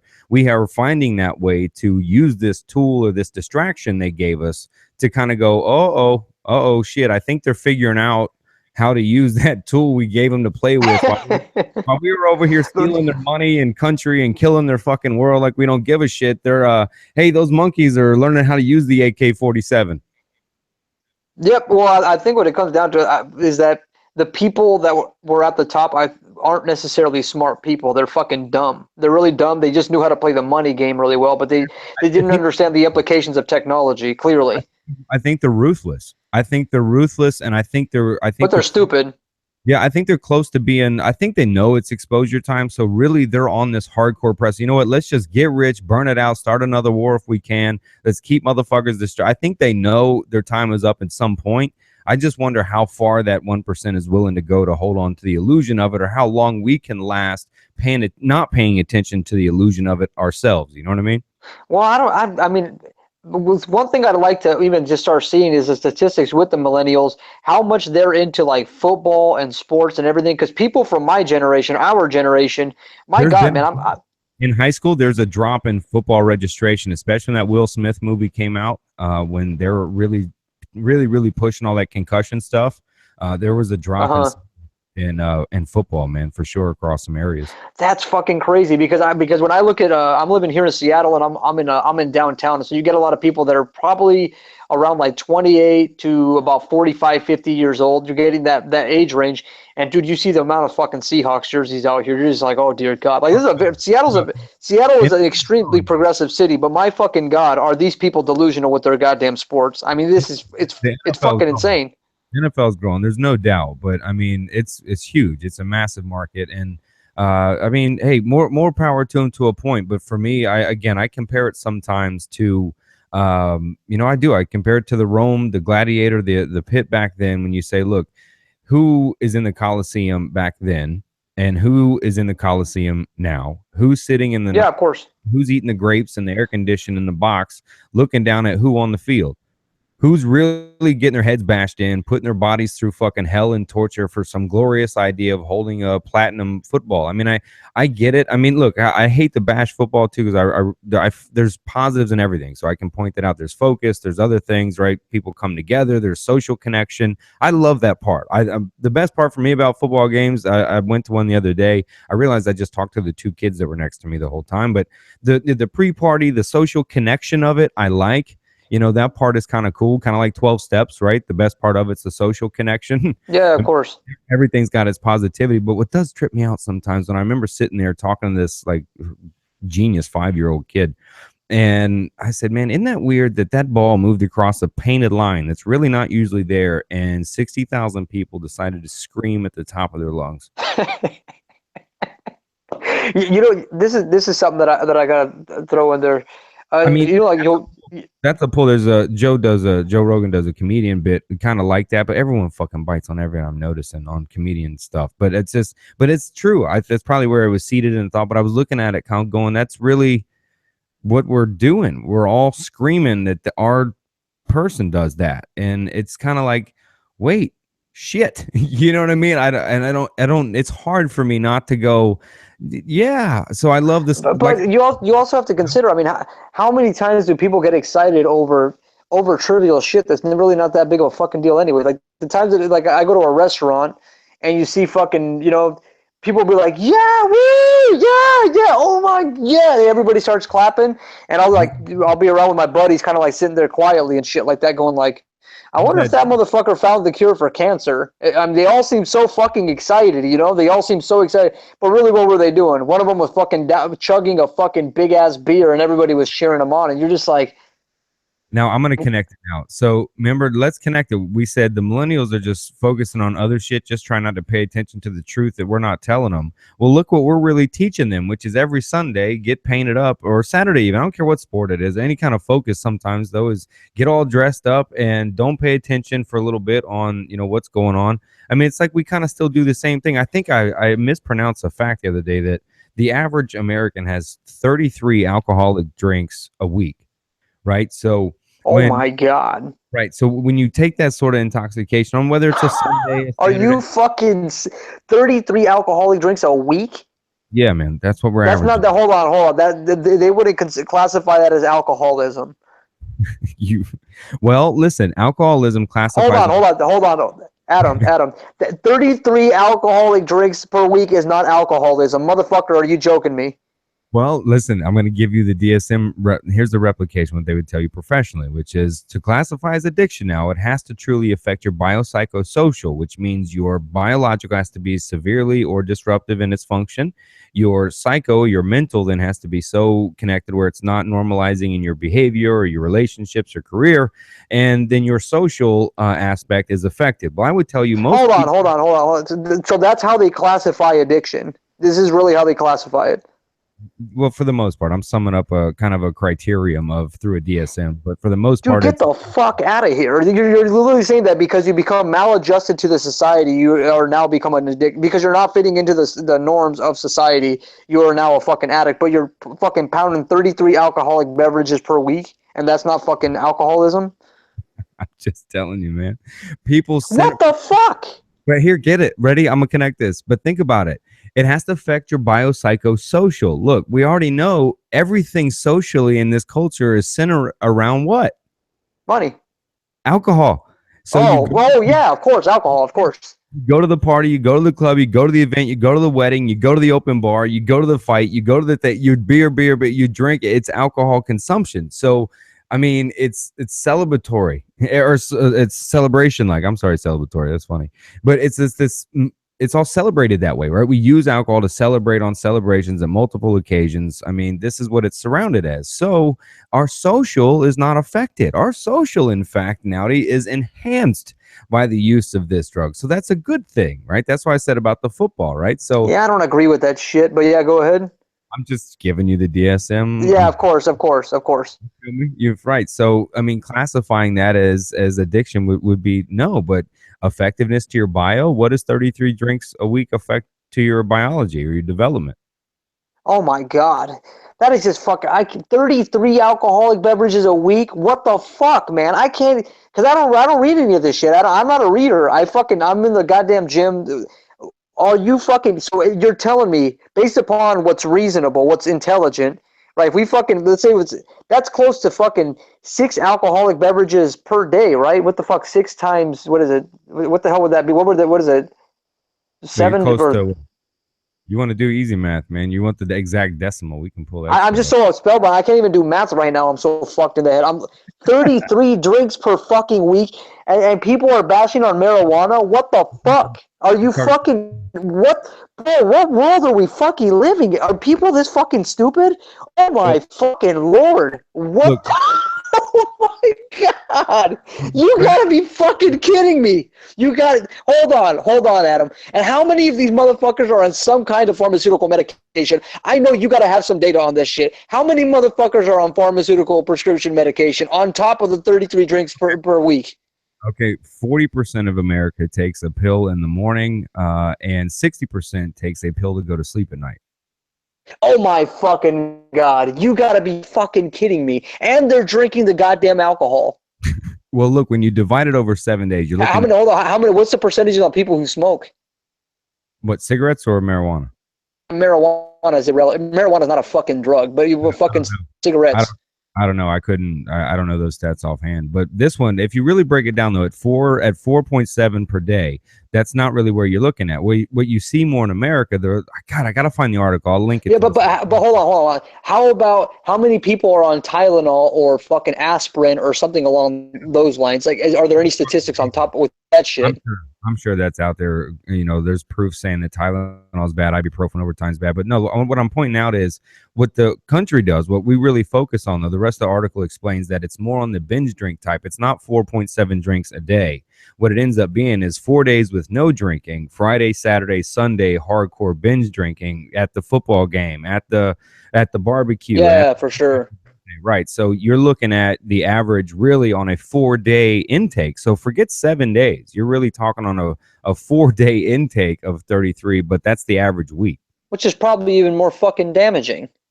Because what is it? I think it's like 2-3 weeks before alcohol can fully cycle out of your fucking system. I've read this a long time ago on some shit. I could probably be wrong, but fucking it takes a while for alcohol to even cycle out anyway. Even if you just have 1 day of binge drinking, it takes a long fucking time for your body to like cycle that out completely. Well, think about why the idea of Monday is so bad in this culture. I want to zero back because if I'm drinking to intoxication Friday, Saturday, Sunday at the football game, now Monday is going to suck fucking dick. I'm going to fucking hate it.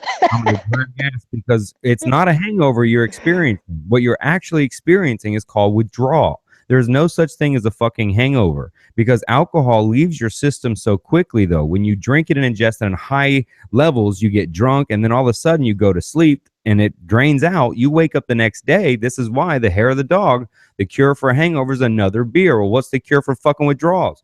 Another shot, another pill. That's the cure for sugar withdrawals. Carb withdrawals is another one. So the hair of the dog is really you getting over withdrawals. So this is why alcohol can be so dangerous and truly, other than benzodiazepines, being the only drug you can die from detoxing, because when you have to fill your body with it every day, you get shakes and shit if you don't have it. Then when you clean your system out right away, you can go into shock. You can fucking die. It's DTs. God. You fucking die. So think of America. What they're doing is Friday, Saturday, Sunday, drink to, intoxication those 3 days. Shitty Monday comes, get through it, right? Hump day on Wednesday, right? As an ex-nightclub owner, everybody knows Tuesday, Thursday are shitty nights. Wednesday can be worse. So it's party again on Monday. Why are Monday nights so good to do shit? Because people are hungover from Sunday and they fucking hate Monday. And so by average, they got drinks to fit in. You know what I mean? God damn, bro. That I just can't. I'm still tripping on the 33 drinks per week. I'm still tripping on that, bro. I can't get over that shit. I'll find the article and I'll post it, but I'm sure it'll be ripped apart somewhere in other places, right? All data is and research and science is. So even of course. Let's say they're 5 off. Does it fucking change it? You know what I mean? Of course, even if they were drinking fucking 12 a week, I'd still be like, okay, that's still, I mean, you're fucking, that's some coping action going on right there. I think there's a fucking dependency going on here. I think the body is forming some kind of physiological dependency if you got to fucking be drinking this shit on a fairly regular basis. I think instead of, talking about bringing awareness to heroin epidemics occurring, I think we need to begin to ask, why are heroin epidemics occurring? Why is the trauma so bad, to bring in Dr. Gabor Mate? The trauma is so frequent. Why are we actually seeing the rise of true diagnosed addiction, where the biopsychosocial is torn apart? Why is that happening? Instead of dealing with the addict, the addiction, the forefront, right, and the drugs themselves, even instead of even tacking the opiates or the pills, because these are good things, they help people, is look at why are people going to an excess? Why are they depressed? Why is mental illness on the rise? Why is depression on the rise? Why have we widened the spectrums in almost every diagnosis in the DSM-5 to classify more people, to give them more pills? Why is this happening? Hey, okay, so Adam, I have a question for you. Has anybody conducted studies on fitness people in relation to drugs and depression? No, that's what I'm about to be doing, bro. Oh my God, bro. I mean, because this is what I obviously this is what I'm. Hold on. Let me. Sports. I'm doing the sports. I'm doing football, volleyball. I'm going across all. Yeah, but I want people who work out, bro, because this is what I see people who work out as. It's people who are fucking in denial about their depressions. Because that's what the fuck I was. I was fucking in denial about my goddamn depression, which is why I went through this whole functional patterns thing. It's because I was trying to deal with that. Man, I would have loved to see some studies conducted on people who are in fitness, or on people who are in CrossFit, who are not who are using CrossFit as the. You know what's even fucking crazier, Adam? How many motherfuckers go out there and do CrossFit and then get fucking wasted out of their fucking mind on the weekends with their fucking CrossFit buddies? I remember when I was in San Diego and I had my gym over there, there was a brewery like a few buildings down, because it was at a. And you know how I met how the CrossFit people that were like in that same complex, how they met me? They fucking had a beer in their hand and they fucking walked into my goddamn gym. Well, it's intense, right? And so, I mean, look, I hate to say it, that it's kind of the reflection, though, of the American culture. Of course. I mean, you hate to say it, but it's the fucking full-fledged truth, man. My God. Man, that's just crazy. I mean, fuck, this was actually really fun, Adam. I got to listen to you. We got to keep doing this more often, because I just want to hear you talk on some shit like this, because it's fucking just gangster. I'm gonna go the fuck off. I was like, go back to bed, America. Here's Facebook. Well, fuck, dude. I gotta get some food, bro. I'm fucking starving to death over here. I've been fasting most of the day, so I gotta get some grub. We need to do this soon, though. Yeah, man, let's do it. I told you, man, my mic's open, bro. I love this idea that you shot at me, that I thought that I said, yep, great idea. Back to you. I was kind of already on it. That some of the tribe would change. I was like, hey, you better be on it and do some of this shit too. And I'm like, you know what? We'll leave the myths of fitness there when we, really, well, we kind of attack CrossFit pretty specific today, but for those shorter, you know what I'm going to do is I'm going to compile, we'll do another CrossFit one. I'm going to compile a list of excuses and rebuttals that people have to say that CrossFit is good. And I'm going to make a list, and we're going to go down that list, and we'll both kind of break it down. The fact that you're a behavioral scientist in this regard, Adam, is just going to be so fucking good. It's just, this is so good, bro. I'm not a behavioral scientist. I actually want to. I don't want to give the. Bro, there's a guy, actually, a member of the Tribe of Change, who reached out to me. If any other Tribe of Change or other people out there want to help with me as well, he's doing a thesis for some of his study, and he and I connected, and he's actually doing some study for what he's putting together. Doing long-term study on people dealing with these serious mental health issues that also were, playing in sports for a certain amount of time. So if anybody else out there wants to help with that, I mean, tell me your story for one. I mean, do a research, do some, a college report on. I'll pull all that research together, what we're finding too, man. Well, bro, you're a behavioral science enthusiast. This is what you do, bro. You're trying to understand humans, which is fucking, you're going to give insight that's fucking very, very good for people to get in this regard. So I call you a behavioral scientist because this is what you study. And you can help people with this. So everybody's a scientist. You happen to be very, very linked to human behavior, or probably animal behavior science. You study behavior, so you're a behavioral scientist, and I think your insight is going to be very fucking good in this regard. But yeah, Yeah, what we'll do is we got to do another CrossFit podcast, and I'll write down the list of all the rebuttals that CrossFitters give me. I'll make a list, and we'll just go down the list and just kind of break down behaviorally what's going on. I'm sure you'll probably be able to.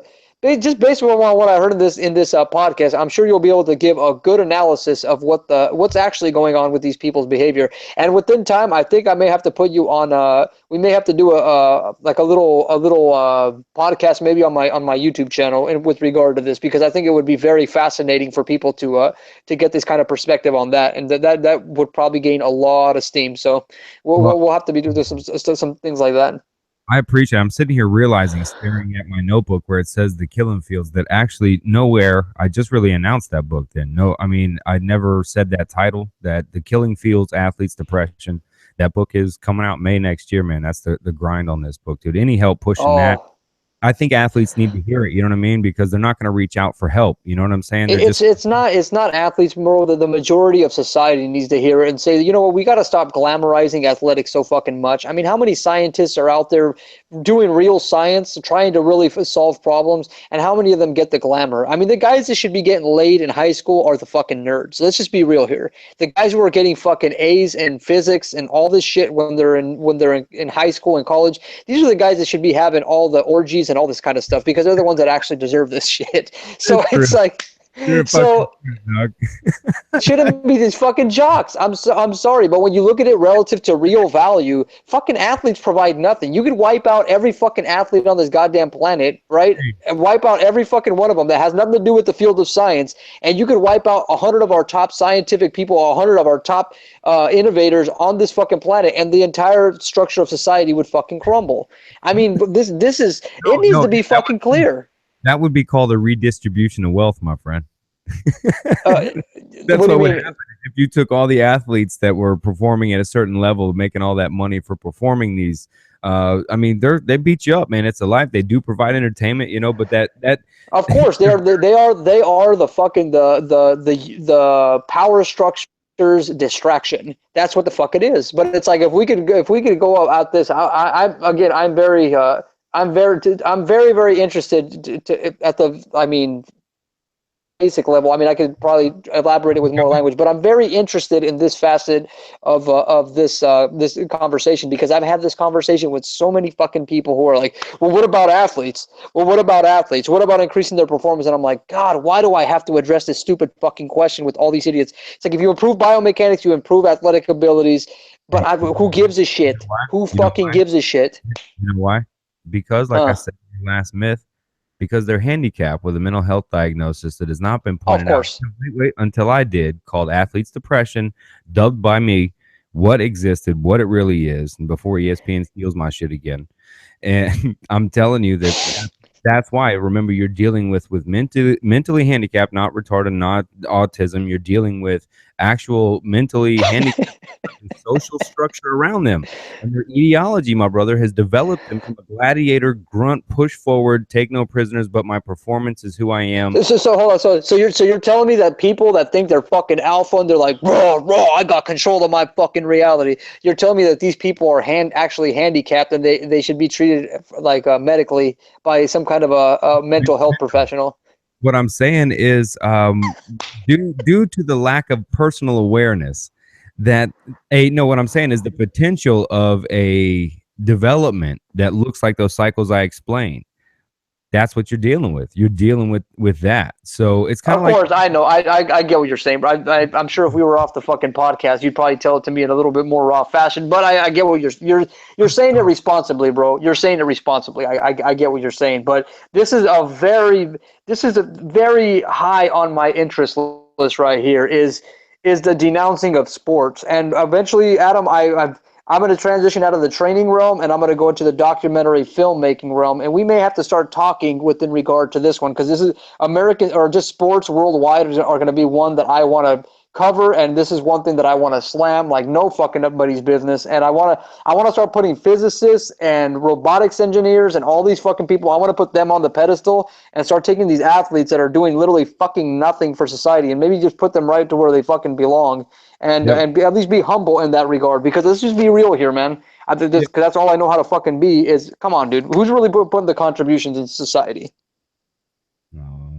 The bankers, they're running shit, really. The insurance. Yeah, but I mean, I'm talking about contributions, not fucking the destruction of humanity. I'm talking about who really puts forth the contributions. It's the fucking Teslas, it's the fucking Faradays, the Newtons, the Einsteins, the frickin' Freuds. These guys are the ones that they push the boundaries and they get us to where the fuck we're at. The Buckminster Fullers, I see. It's not that I see that's what it is. It's the Niels Bohrs. We follow the trends that these guys set, and they set us on a path towards hopefully one day having enough information to, or we already have enough information to figure our shit out as a species. It's just a matter of us putting it together and getting over these fucking distractions that we have. Well, and that's why I'm looking forward to more of these podcasts in the future and discussing this shit. oh, well, for me, man, I'm trying to go into it. I understand my own researcher bias exists because I want what I'm going in to prove. So that's why I'm trying to set boundaries in between the different types of research of how we find and where we find it. So I'm trying to go into it. Really, what I'm trying to say is, I got to come at it from these APA psychological people level and walk into it from their descriptions, which is taking their, identity dissociative disorder, ripping apart its etiology and showing a different one. So for me, I got to go into it kind of going, let's see here. I have a hypothesis here that I'm pretty sure is right on, and I got to dive into it and see what I can find on the other end, man. So for me, if it... Well, anecdotally, you're right. I mean, fucking at least from what I've seen, I can't imagine that it's that different where the fuck you're at. Yeah, dude, for me either. So when you started and I learned your story, the more the closer we got, bro, and you were like, if I'm real, then all of these segments go away. What we're taught. Dude, this book's been in my back pocket. I've been charting on it for a while, so that idea is going, I see it too. I said this, we can make fun of the cheering for touchdowns and stuff. That's all well and good. But let's be honest, people aren't living as long. People are experiencing serious issues later in life because of these implications. What, for our entertainment? Yep. But yeah, man, crazy shit. This is a really good podcast. I was fucking tripping pretty good especially once you started getting on those rants about the alcohol. It's just alcohol. That's just crazy shit, man. Yeah, it's been drinking. But what kind of society needs to numb themselves, or at least escape, if you will, or use it to have fun so badly? What do they see? Do they see like we really see? But yet there has to be like, no, I mean, I get it. Use the drug for fun. That's fine. They're responsible people. Many people shoot heroin are responsible. I would tell you the majority of people using heroin, like Dr. Carl Hart says, are more responsible than those that aren't. It's a smaller percentage, but yeah, but I mean, when you start talking about social drugs, I went through a stint. I don't know if I told you about this, but I was a pickup, like like where you do the pickup artistry and shit like that. But you're the pickup community. I don't know if you've ever encountered these people or whatever, but I was in the pickup community for about like 3-4 years, and I find I did it sober. I did all that shit sober. I didn't drink alcohol, but it's like there's ways of learning to communicate with people and bonding with people without having to use alcohol or drugs as a means to do that. It's just you have to overcome a lot of your own emotional barriers to shit and learn to fucking like just kind of cope with I'm curbing it too. Maybe it's not even self. What if they really do see what's happening, right? Maybe they really do see what's happening in the earth, right? So like the millennials numb themselves with stupid Kardashian shit and stuff and dumb music. And well, for their stuff, they love it. I don't want to be judgmental. It may be good. So, it's bullshit. But I'm sorry. It's fucking bullshit. I'm not old either. It's fucking, everybody's talking about big booties and all this shit. That shit's fucking garbage. That wasn't the early 90s. It's garbage music. Let's be real. We're not old. But we numb ourselves to, as a majority, to the things like that, to the footballs, to these also things, these daytime shows, these soap operas, these Netflix series, right? And they're awesome. I can't hate, I can't hate because they are entertaining, right? But to what extent, are they distractions? That are we teaching distractions, just using different tools at an older age, and then younger ones, by them, what they learn from us from modeling. We're fucking monkeys. So if they're doing a behavior you don't like, it's fucking modeling from somewhere, you fucking non-millennial. So if I'm going the fuck off, but I mean it, because I think about when they talk shit about millennials, you're talking about my little girl. But I'll put my little girl in a chess match against any of these fucking old fucks.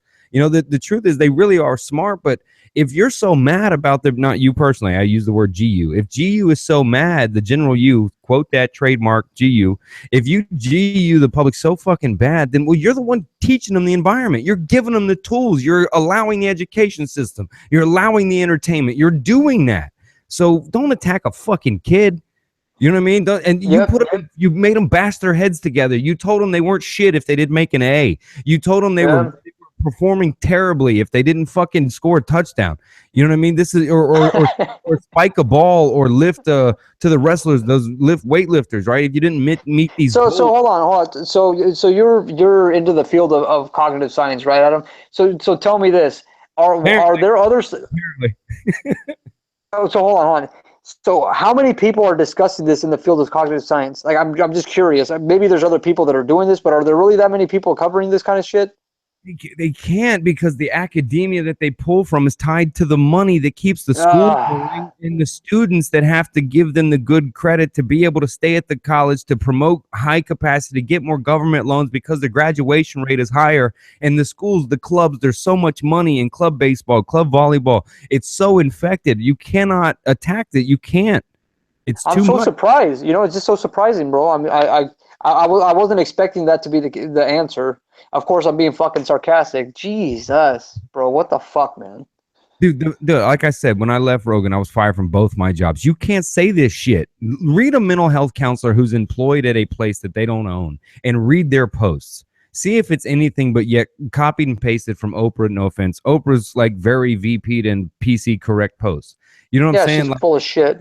Well, it's filtered. It's not even her. You know what I mean? There's 10 Yeah, of veils. course. That's my point. It's so plastic that you see these posts, they can't say what they see. They lose their job. They can't see what they have to practice. They have $100,000 in student loans to pay for and a kid to pay for. They can't say that I'm treating people with pills and I'm giving them nothing. You know what I mean? These people can't do it. You know, they're against that, man. And so parents can't do it. They can't say, if you don't put your child, listen, the media sells it. Look at it. Make sure your kid is active. No downtime. George Carlin went off about this. He was like, the kids just can't be in the yard and have a fucking stick anymore. They got to have play dates. They got to fucking go places. And so we prepare them for this lifestyle. We push them to this idea, man. It's fucking shit. It's getting late. Oh my God, that was so fucking legit, bro. Oh dear God, I love hearing that shit.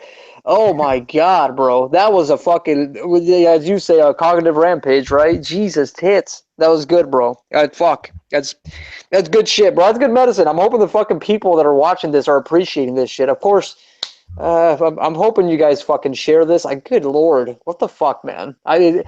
Wow. I mean, hopefully one day we'll have a bigger audience than this. But God damn it, Adam, we got ourselves some work ahead of us, because the shit that you're saying is so.